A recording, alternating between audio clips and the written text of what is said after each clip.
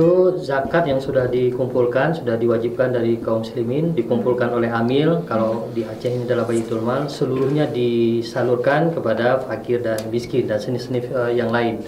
Nah, kalau kita lihat dampaknya, itu tetap pasti ya akan berdampak secara ekonomi, cuma kan tingkatan dampak itu yang berbeda.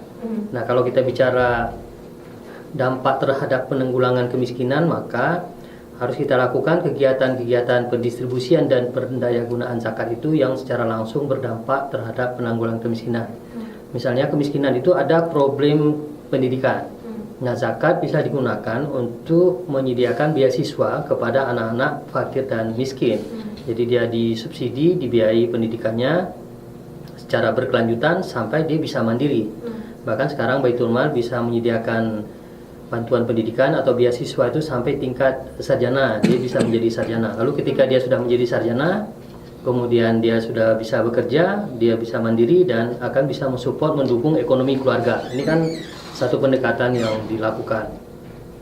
Nah, zakat juga bisa digunakan untuk modal usaha bagi pengusaha mikro yang statusnya masih miskin, dia masih miskin. Nah, ini dalam rangka untuk meningkatkan penghasilan pengusaha mikro supaya penghasilannya meningkat, dia bisa hidup, dia bisa membiayai anaknya sekolah, kuliah.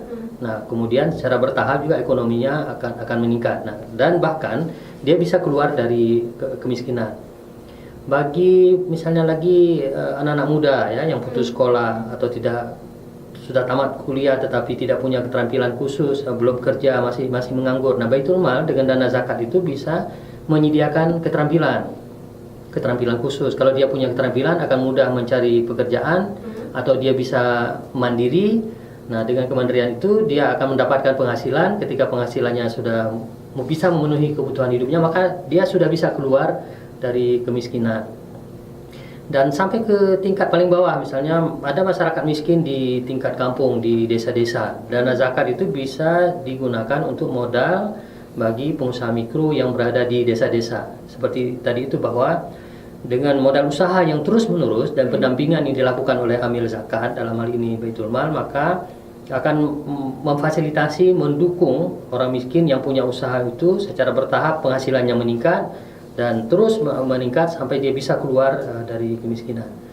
Dan yang terakhir sekarang sedang dipikirkan oleh Baitul Mal bagaimana penanggulangan kemiskinan itu berbasis komunitas dengan istilah pengembangan masyarakat atau zakat community development. Nah, jadi kelompok masyarakat didaya gunakan potensi yang dimiliki di sebuah komunitas dengan pendekatan pendidikan, ekonomi, kemudian agama dan sosial sehingga masyarakat itu bisa berdaya secara sosial di bidang pendidikan dan kesehatan dan juga berdaya di bidang ekonomi. Jadi ada potensi ekonomi di sebuah komunitas, di sebuah kampung, difasilitasi dengan dana zakat, kemudian masyarakat itu mengorganisir potensi ekonomi yang ada. Nah, itu akan lebih mudah kita ukur bahwa ada sebagian masyarakat nanti bisa keluar dari kemiskinan. Jadi dari ini kita bisa berkesimpulan bahwa zakat sebenarnya bisa digunakan untuk penanggulangan kemiskinan.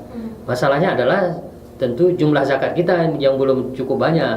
Nah, maka tugas Baitul Mal sebagai amil adalah setiap hari juga ya bagaimana koleksi zakat itu bisa lebih banyak. Kita melakukan promosi, sosialisasi, edukasi kepada pembayar zakat supaya zakat kita semakin hari semakin banyak sehingga zakat itu semakin berkontribusi terhadap penanggulangan kemiskinan. Ya, kita buat target menurut kemampuan menurut zakat yang ada. Jadi zakat yang kita bisa salurkan setahun itu 50 miliar. Jadi kita buat programnya dengan kegiatan yang bisa langsung berdampak terhadap pengurangan kemiskinan. Misalnya kegiatan pendidikan yang saya sebut tadi, beasiswa. Kita bisa menyalurkan beasiswa itu sejak Pak Armiadi Kepala Baitul Mal itu sampai 11 miliar setahun. Jadi sudah cukup membantu. Kemudian yang kedua adalah penyediaan modal usaha.